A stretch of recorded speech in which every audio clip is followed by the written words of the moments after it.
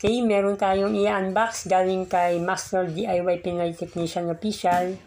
Pakisuportahan po natin. 246 subscriber po siya ngayon.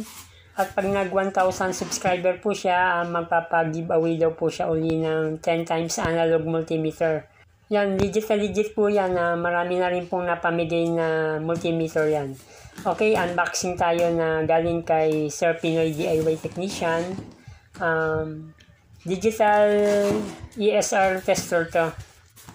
Okay, habang binubuksan po natin, magpapasalamat po tayo sa na-sponsor po nito na si Master DIY Pinoy Technician. At maraming salamat po at isa po tayo sa nabiyayaan na maabutan ng ganitong klaseng unit.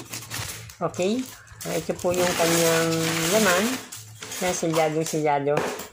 Safe na safe yung pagkakalagay ni Master DIY Pinoy Technician para umabot sa atin ng maayos.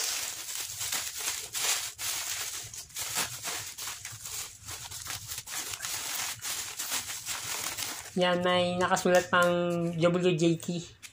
Yes, Georgia Tech yan. Tapos may nakalagay na Georgia sa likod. Yan, ito yung kit na ipinamigay ni Master DIY Pinoy Technician. Kit to na digital ESR tester. Yan, ipapakita ko sa inyo para sa susunod i-assemble natin. Yan, naka-plastic pa siya. Silyado talaga ang pagkakalagay. Tapos ito yung kanyang cover. Yan, ito yung mga cover na gagamitin natin para ma-assemble. Ipakita ko sa inyo para may idea kayo sa susunod na pagka-kinabit natin. Yan. Napanood ko sa kanya to dati. Kaya lang wala na yung kanyang YouTube channel na dati. Pero kay Basic Bob parang napanood ko rin to, tsaka kay Master Quarriel TV. Yan, may nab din. At least meron tayong idea pa rin kahit papano. Okay. Ito yung isa. Tapos itong isang plastic naman na to. Ito yung mga parts. Okay. Tapos tingnan natin yung laman. Yan, may board siya. Tapos may mga parts.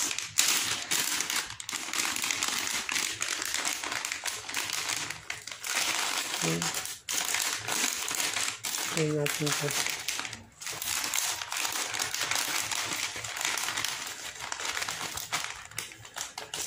Okay, ito yung kanyang display.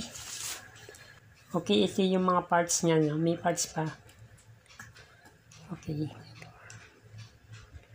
Yun, halos pares kami ni Basic Bob. Oh. Nakadikit din dito yung jack. Ito yung board.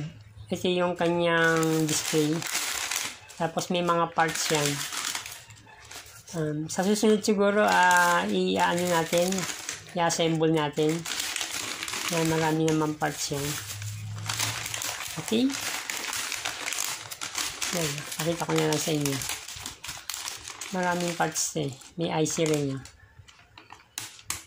Yan.